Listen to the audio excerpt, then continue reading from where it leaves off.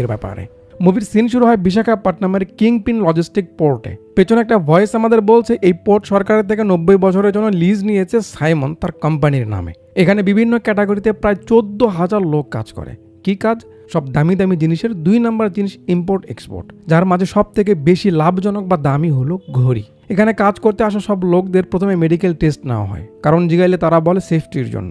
কোনায় কোনায় তাদের লোক সেট করা আছে যারা সব সময় সবার উপর নজর রাখছে, কেউ কোনো কিছু একটু অনিয়মের বাইরে গিয়ে করতে পারবে না।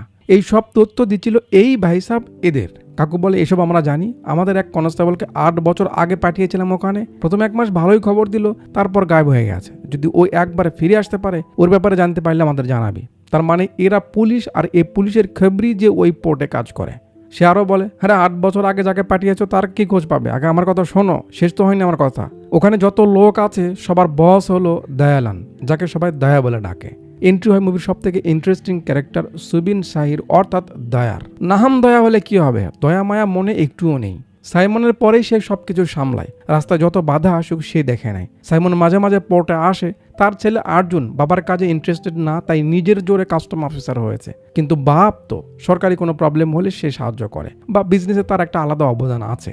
কেউ গাদ্দারির চিন্তা করার সঙ্গে সঙ্গে দয়া খবর পেয়ে যায়, আর তার হাত থেকে কেউ বেঁচে ফিরতে পারেনি। যতদিন সে ওখানে আছে কোনো ইনফরমারের বেঁচে ফিরে আসা কঠিন। আমি জানি আমার কি হবে, বাট গরিবের টাকার কাছে জানের কি মূল্য। স্যার এই পর্যন্ত তথ্য আমার কাছে আছে, আমি চলে গেলাম বলে সে চলে যায়।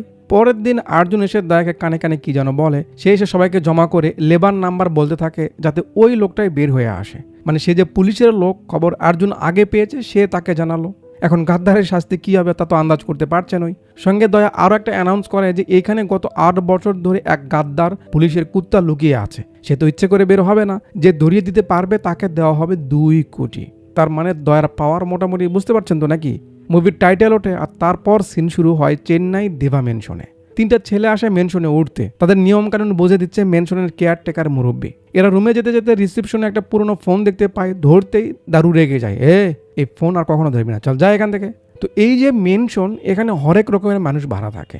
এখানকার সব থেকে বড় সুবিধা মেনশনের মালিক খুব ভালো, কম টাকায় ভালো পরিবেশ, সবকিছু নিয়ম মোতাবেক চলে। তো এই মালিকটাকে আর কেউ না, আমাদের পছন্দের মানুষ সুপারস্টার রজনীকান্ত স্যার, অর্থাৎ দেবরাজ, সবাই যাকে দেবা বলে চেনে। মেনশনের আজ অ্যানিভার্সারি, তাই সবাই একটু মজা করতে বসের কাছে যায়। বস মজার হুকুম দেয়, সেও মেতে ওঠে। তো হিরোর এন্ট্রির সিন গানা বাজানা না হলে হয়, তাই একটু গান বাজানো হচ্ছে, গান চলছে। মাঝে একটা লোক আসে, দ্বারা খবর দিলে দেবতার সঙ্গে অফিসে বসে। লোকটা বলে, ভাই রাজশেখর আর নেই।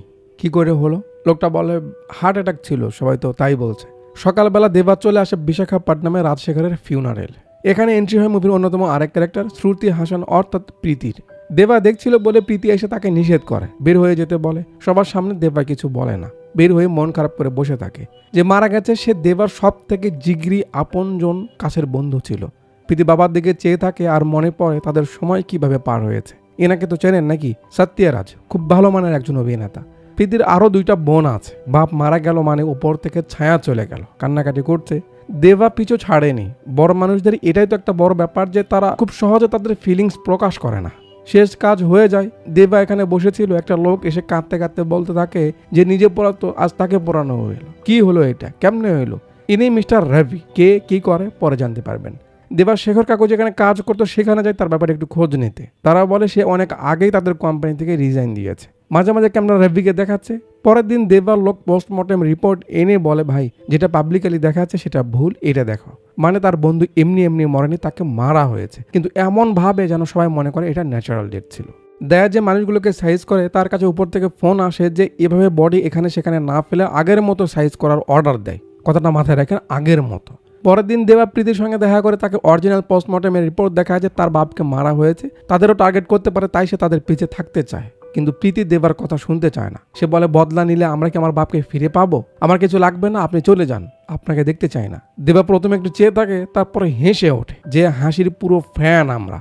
বলে, তোর বাপকে তুই ভুলে যেতে পারিস, কিন্তু ভুলে যাস না তোর বাপ হওয়ার আগেও আমার বন্ধু ছিল, আমি কাউকে ছাড়ছি না। বলে রাতের বেলা বারে আসে, যেখানে ওই সেই রবি পানিতে ডুবে আছে। বয়সের সঙ্গে নামটা একদমই যায়নি। যাক, তাকে জিজ্ঞেস করছে শেখর কি কাজ করতো, কিভাবে মারা গেল, বা সে কি জানে। প্রথমে সে বলতে চায় না। দেবা একটু বুঝালে সে তাকে নিয়ে একটা ফার্মে আসে। মানে এই লোকটা শেখর কাকুর সঙ্গে কাজ করেছে বা সঙ্গে থাকতো।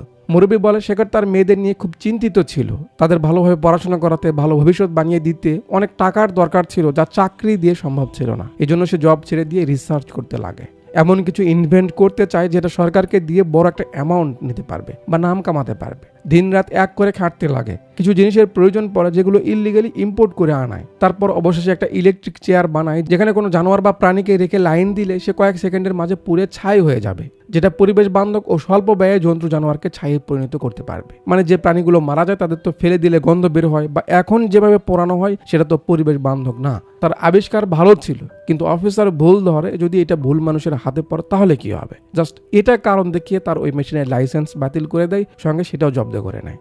শেখর খুব ভেঙে পড়ে, কি করবে বুঝতে পারছিল না। ঠিক তখন তার লাইফে আসে সাইমন। এন্ট্রি হয় মুভির অন্যতম ক্যারেক্টার হ্যান্ডসাম ম্যান নাগার্জুনা বস অর্থাৎ সাইমন জেভিয়ারের। রবি কাকু বলছে সাইমন ছোটবেলা থেকে বিজনেস করে, কিন্তু হুট করে তার বিজনেস বেড়ে ওঠা, পুরো পোর্ট ভাড়া নিয়ে বিজনেস চালানো সবার মনে একটা খটকা ঢোকায় যে সে কি এমন করে, কি করে জানতে পিছু নাই, কিন্তু কেউ জানতে পারে না।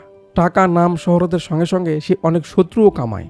তারা তাকে সবসময় মারার চেষ্টা করে, কিন্তু উল্টো সাইমন তাদের মেরে দেয়। সেই সময় থেকেই কিন্তু সাইমনের সঙ্গে ছিল দয়া। দেখতে পাচ্ছেন সাইমনের জন্য সে কতগুলো মার খেলো, একবারে তাকে জান দিয়ে বাঁচালো। এমনি এমনি কি সে পুরো পোর্ট দেখাশোনা করে? এমনি সে সাইমনের এক তো কাছে। তো সাইমনকে মারতে আসা কমসে কম 20 জন মানুষকে সাইমন সাইজ করে দেয়, কিন্তু তাদের বডি কি করবে এটা নিয়ে পুলিশ আর মিডিয়ার কিছু লোক তার পিছে পড়ে যায়। এতগুলো বডি ডিসপোজ করা তো একটু কঠিন। তখন তার ছেলে আর্জুন, যে কাস্টমস অফিসার ছিল, সে তাকে বুদ্ধি দেয় যে একটা লোক তার সাহায্য নিয়ে বাইরে থেকে কিছু সামান এনেছে, যেগুলো দিয়ে সে ইলেকট্রিক চেয়ার বানাবে বলেছিল।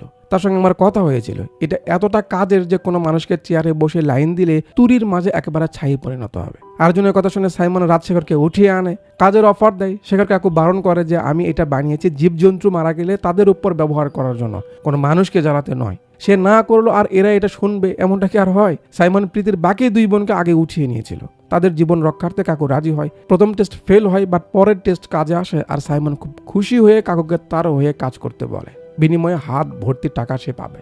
নিরুপায় হয়ে শেখর কাকু কাজের জন্য রাজি হয়। সে সময় দয়া হালকা করে শেখর কাকু ও প্রীতিকে দেখতে পেয়েছিল। এরপর থেকে শেখর এই কাজে লেগে যায়, আর মন না চাইতেও ইচ্ছের বিরুদ্ধে গিয়ে এসব করতে হয়। এই তার সেই শব্দে কাটানো লাইফের হিসেব।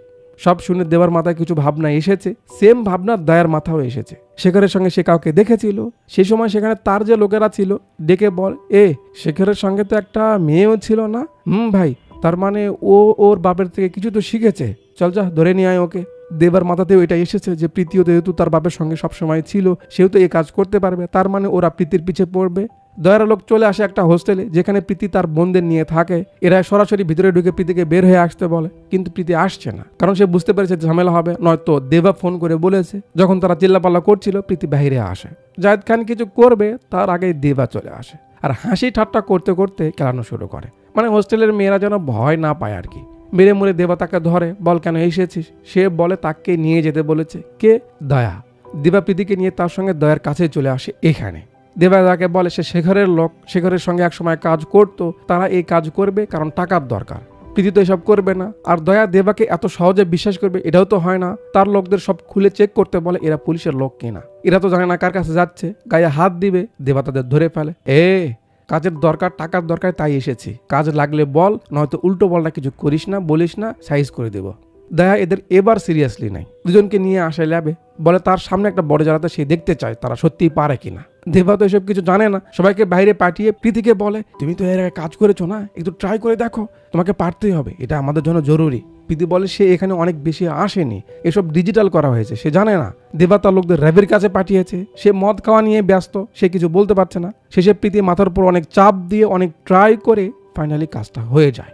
দয়া এদের বিশ্বাস করে, আর তারপর থেকে এদের কাজ দিতে শুরু করে। আর এই কাজের বিনিময়ে অনেকগুলো করে টাকাও পায়। এই জন্য প্রীতির আরো সমস্যাও নেই, কারণ তার তো টাকার দরকার। এখন প্রীতি ইচ্ছে করে কাজের মাঝে ঢুকে যায়। রোজ তাদের কাজ হলো পোর্টে গিয়ে বডি এনে সেটা আবার এভাবে জ্বালিয়ে দেওয়া। এভাবেই চলছে। চলতে চলতে দেবা মাঝে 2-1 কাজের শেখরের ব্যাপারে জিগায় যে তারা তাকে দেখেছে কিনা। এক মুরব্বী বলে সে তাকে দেখেছে, খুব শান্ত, কারোর সঙ্গে কথা বলতো না, আসতো, কাজ করতো, চলে যেত। কাজের ফাঁকে ফাঁকে দেবা সবকিছু নোটিস করতে থাকে আর মার্ক করে নেয় যাকে যাকে সন্দেহ হয়। দিন যাচ্ছিল এইভাবেই। একদিন একজনকে পড়াতে গিয়ে দেবা তাকে চিনতে পারে। মানে 2 দিন আগেই সে তার সঙ্গে কথা বলেছিল। সে বলেছিল এখানে নামে কসমেটিক্স বা ব্র্যান্ডের সব জিনিসের 2 নম্বরের জিনিস আসা যাওয়া হয়, কিন্তু এমনটা বাস্তবে না। এর পিছিয়ে অন্য কিছুই চলে যা আমরা বুঝতে পারি না। ওই যে ফিতা লাগানো দেখছেন, রেস্ট্রিক্টেড এরিয়া, ওখানে শুধু সাইমন আর তার কিছু লোকের যাওয়ার অনুমতি আছে। এসব তার থেকে সেদিন শুনেছিল, আজ সে মৃত। যাক, সব দিক থেকে সব কিছুর মাঝে দেবা একটাই নাম বারবার শুনতে পায়, সেটা হলো সাইমনের। সাইমনের ছেলে আর্জুন, যে তার বাবার অফিসে কাজ করে একটা মেয়ে কালিয়ানি, তার সঙ্গে সম্পর্কে আছে। বাসে করে ঘুরছিল, তার ফোন আসে। কথা শেষ করে কালিয়ানিকে বলে তার যেতে হবে। বাস থেকে নেমে দয়াকে ফোন করে একটা ছেলের নাম বলে যে সে নাকি ইনফর্মার। দয়া তাকে খোঁজার জন্য এখানে আসে। দেখে সেখানে বাহিরের কেউ পার্টি করছে। দয়া জিগাইলে তার লোকেরা বলে সরকারের বড় কোনো বাপের মেয়ে হবে, অনুমতি নিয়েই এখানে এসেছে। আর্জুনও চলে আসে। দয়া খবর পাক্কা। দয়ার ধ্যান লাল পরীর দিকে। যেই সে এমন করে তাকে দেখে দয়া বলে ওঠে, আরে লাল মরিচ, মনিকা পার্টি করতে এসেছে, নাচা গানা হবে না? তো এখানেই সেই গান হয়, মনিকা। দিদির নাচানাচি দিকে দয়াও শুরু করে। আর এই সেই